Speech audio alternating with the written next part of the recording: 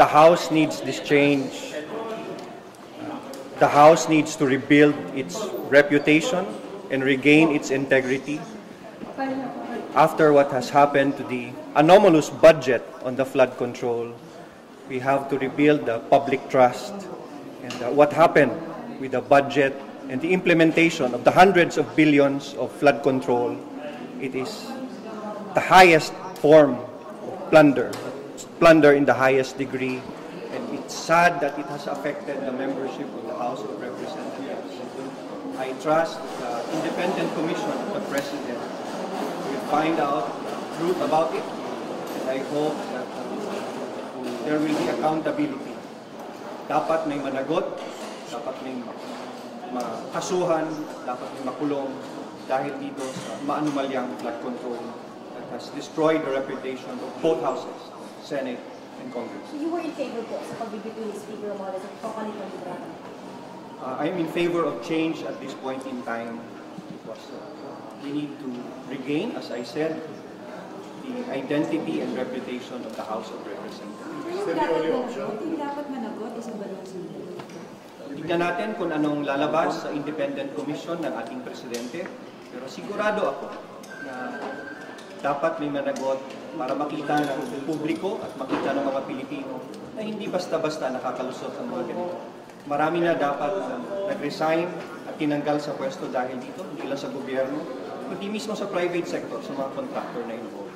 And I'm glad that the President has already formed the independent commission, and I would like to suggest to the President to include former Justice and former Ombudsman Carpio Morales as part of this independent commission. What can you say about Boji? Okay ba kayo? Siya yung papalit na Speaker, sir? I have known him to be a good man. He has his own quiet leadership here in the House of Representatives as Deputy Speaker, and I'm ready to serve him as a floor leader in plenary. Sir, so you will be retaining your post, sir? I don't know yet. We leave that to the new Speaker who will be elected, who he will choose to lead Congress with him in the 20th Congress. Sir, what was in the meeting earlier, sir? What is being discussed right now? We just expressed our support that if change will come in the House of Representatives, the National Unity Party will support the new leadership and help regain and rebuild the reputation of the House of Representatives. It's one of the options, and I think it's a good place to start if we want to rebuild the House of Representatives and gain public trust. Sir, who is presiding over the meeting? I can't say yet, Dwight.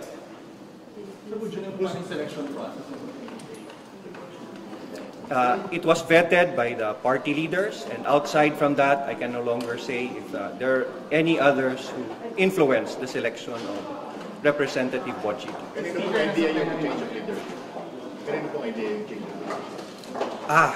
I won't answer that, but I can sense from the membership of the House that there is a need for change at this point in time.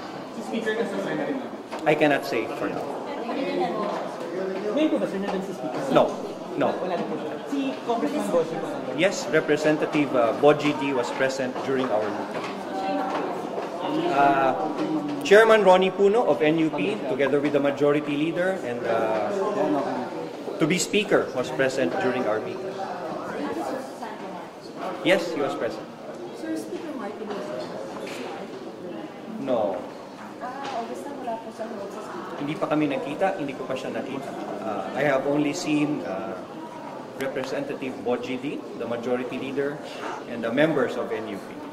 What was the first reaction of the Speaker nung informed pagpapalit ng leadership? I can speak for the Speaker. I'm sure he was with the other members during their discussion on the change of leadership, but I won't speak for him.